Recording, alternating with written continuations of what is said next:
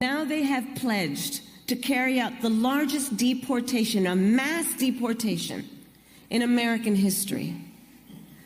Imagine what that would look like and what that would be. I'm Donald Trump, and I approve this message. The left hates voter ID, and you have to really wonder why. I mean, after all, you have to have ID to get a library card. You have to have an ID to buy a drink at a restaurant. You have to have an ID to get on an airplane. And the DNC recently just had their big event, of course, where you had to have an ID to get inside. But of course, what's more important than all of these things?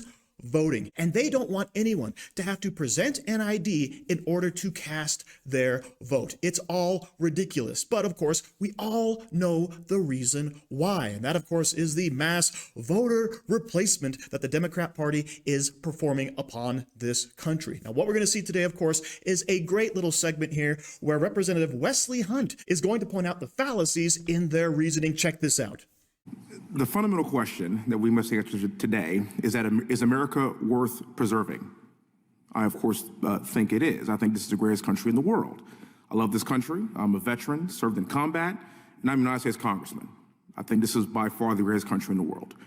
But if the United States is a country worth preserving, then I think we must protect the integrity of our elections and do everything in our power to do just that. I am shocked that the SAVE Act, which has already passed the House in a bipartisan fashion, is even controversial to many Democrats. I mean, they are the ones that constantly are shouting about preserving democracy. And safeguarding our elections is the bedrock of our democracy. It's something that both sides should easily support and agree upon.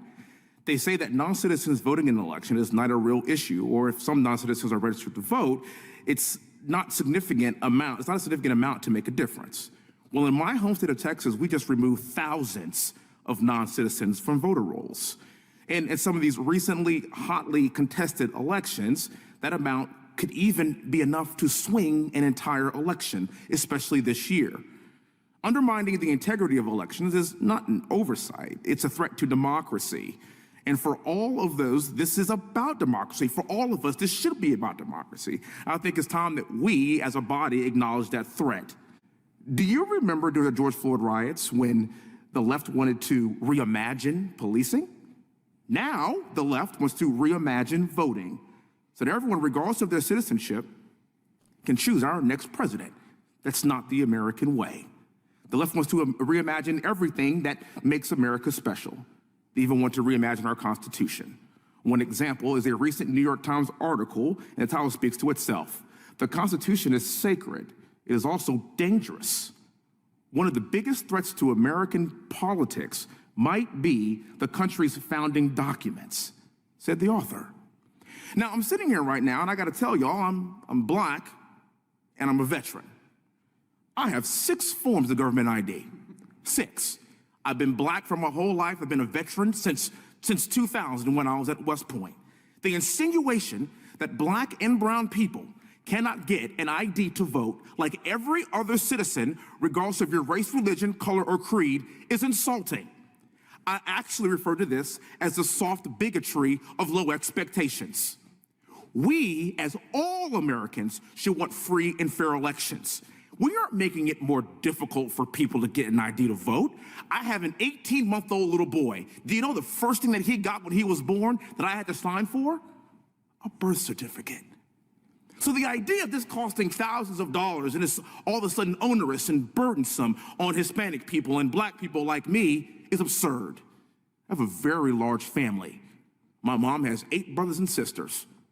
Every last Black person that I know in my life, which is quite a few, every last one of them has a government ID.